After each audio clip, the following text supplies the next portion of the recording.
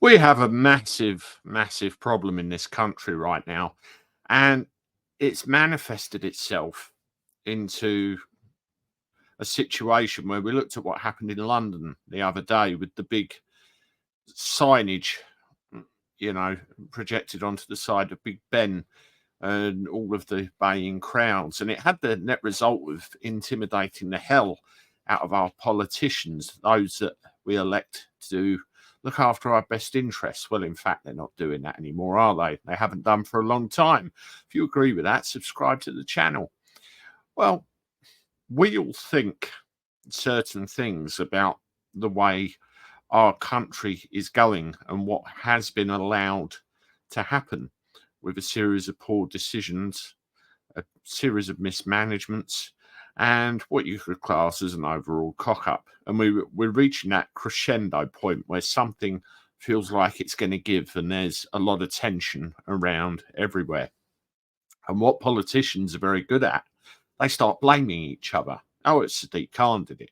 Oh, Rishi Sunak did it. Oh, look at that Keir Starmer. It's his fault. You know, bing, bing, bing, bing, bing. And the truth lies somewhere in the middle. Well, Lee Anderson came out and made a comment about who really is pulling the strings in London and who controls the mayor of London. Now, this comment, and I'm choosing my words very carefully, caused an awful lot of outrage from here, there, and everywhere. And he was effectively cancelled because he had the whip removed, the Tory whip removed. Out you go. Bye-bye, Lee. Job done. And now there's calls for him to apologise for what he said from everywhere. Here we go. Lee Anderson refuses to apologise for the comments he made about Sadiq Khan.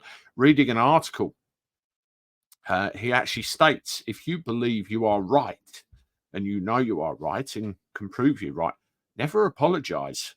Never, ever apologise. Now, the thing is, you know, he's admitted maybe his words are a little bit clumsy, but is he saying what everybody else is thinking? Maybe. You have to wonder. What happens to him now? Where does he go now? Because if he refuses to apologise, if he doesn't go cap in hand back to the Tory party, where's he going? Reform? You know, I have big worries about reform being a safety valve for Tory politicians, but there you go. There's an option. Well, Richard Tice came out of a statement, and here it is for you.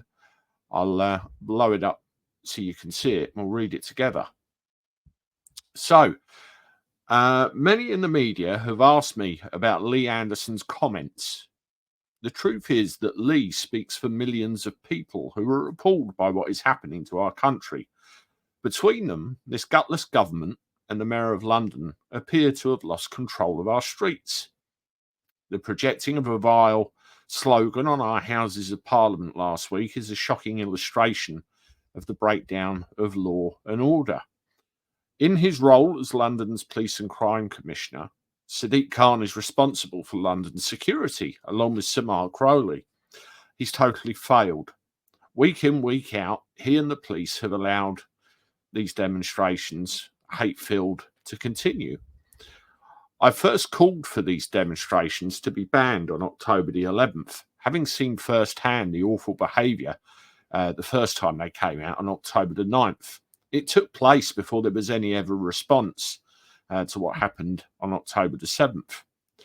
Fast forward to today, and thanks to woefully weak leadership on the part of our authorities, you know, there is a sense of fear and intimidation in the capital. With every failure to crack down on their behaviour, they become emboldened. Communities are scared. Londoners are scared. MPs are scared. The Speaker is scared. You know, they were intimidated. You could see that. Even the police appear too scared to do what they're supposed to, maintain the peace in our capital, arrest those breaking the law. Lee Anderson may have been clumsy in his precise choice of words, but his sentiments are supported by millions of citizens, including myself. Never has Westminster and the craven left-leaning establishment been so out of touch with ordinary people. I do not and will not give a running commentary on any discussions I have with any MPs, but those MPs have my number. What does that mean, I wonder? Let me know what you think of all this in the comments. It's very worrying, isn't it? Very worrying about the direction this is going.